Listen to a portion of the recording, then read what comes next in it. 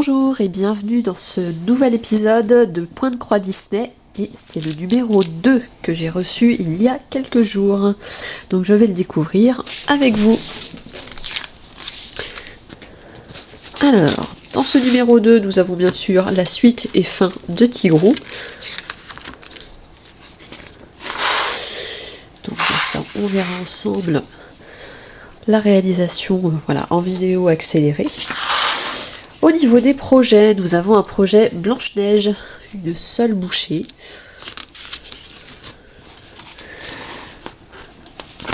Nous avons un coussin mini. Bon, je dois dire que très franchement, l'intérêt de cette broderie est un peu... Voilà, c'est un simple motif à pois. Je ne trouve pas ça très intéressant à broder, clairement. Autant acheter un tissu à pois. Enfin, c'est sûr, ce sera pas le même rendu, mais je suis vraiment sceptique sur ce projet, je dois dire. On a le petit pot à crayon avec l'ami Tigrou, qui est ma foi assez rigolo pour les enfants. Il y a une jolie petite frise de champignons, de plantes, etc. Hop, je vais revenir en avant pour le voir. Donc, je ne sais pas comment ils indiquent de le faire, parce que du coup la frise champignon est ici. Je suppose qu'on choisit une frise, probablement.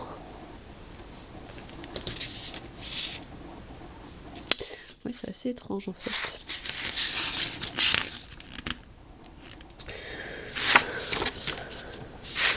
Ils ont dû l'adapter, ils ont dû adapter le design.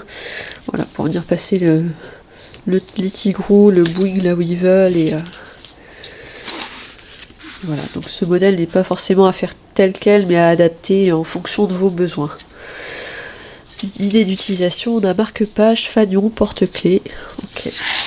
Encore une fois, des illustrations de Mickey, qui est très sympa, ma foi. C'est dommage qu'ils aient pas fait ces modèles-là en point de croix. Je les aurais beaucoup aimés en tableau. Ça aurait été plutôt sympathique, parce que c'est assez moderne. Nous avons ici un tableau un peu comme le tableau princesse du numéro d'avant, donc cette fois avec Mickey et Minnie. Et nous avons un abécédaire, ça sert toujours. Voilà pour ce numéro. Clairement, je sais pas trop ce que je ferais au niveau des projets bonus. Peut-être celui-ci, une seule bouchée, qui peut être assez rigolo. Celui-là, clairement non.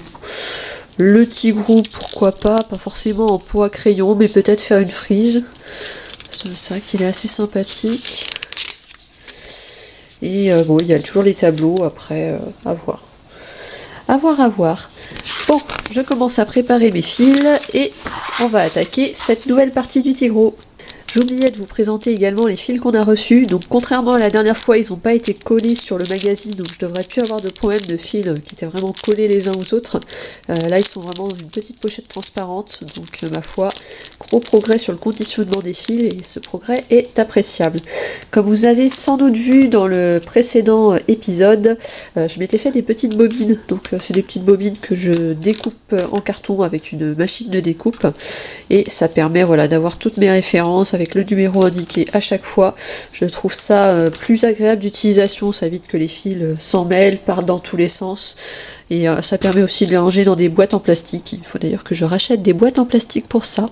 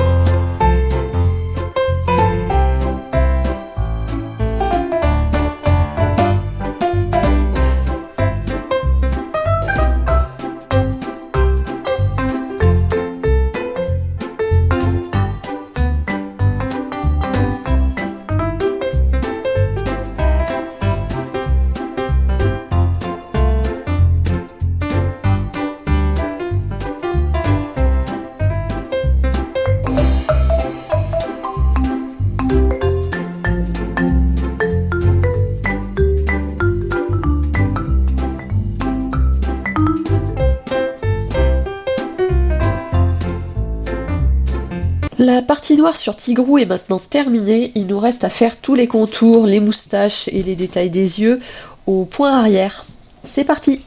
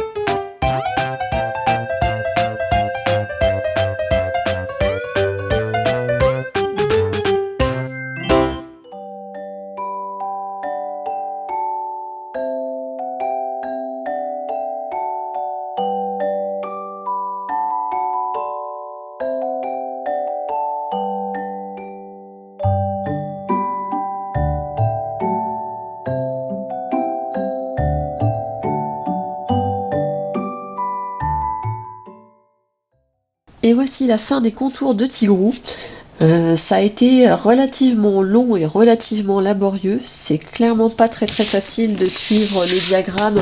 Le problème c'est qu'il est vraiment tout petit, et vu qu'on a un quadrillage noir, on a les lignes qui se fondent un peu avec, donc ouais, c'est parfois un petit peu compliqué de voir où sont les points. J'ai été assez surprise également de devoir piquer dans des demi-points ou au cœur de points. C'est vrai que normalement le point de croix, on suit vraiment la trame, on pique dans les trous, et toutes ces histoires de quart de points et de planter l'aiguille un peu n'importe où, c'est vraiment pas facile à suivre. Du coup au début j'ai un peu galéré avec l'aiguille à bout rond, enfin plat, donc du coup j'ai pris ensuite une aiguille avec un bout qui est vraiment bien piquant. Ça m'a quand même simplifié la vie. Alors c'est moins facile de trouver les trous, mais c'est beaucoup plus facile du coup de piquer vraiment au cœur de la trame. Il me reste à faire le contour et je m'y attaque tout de suite.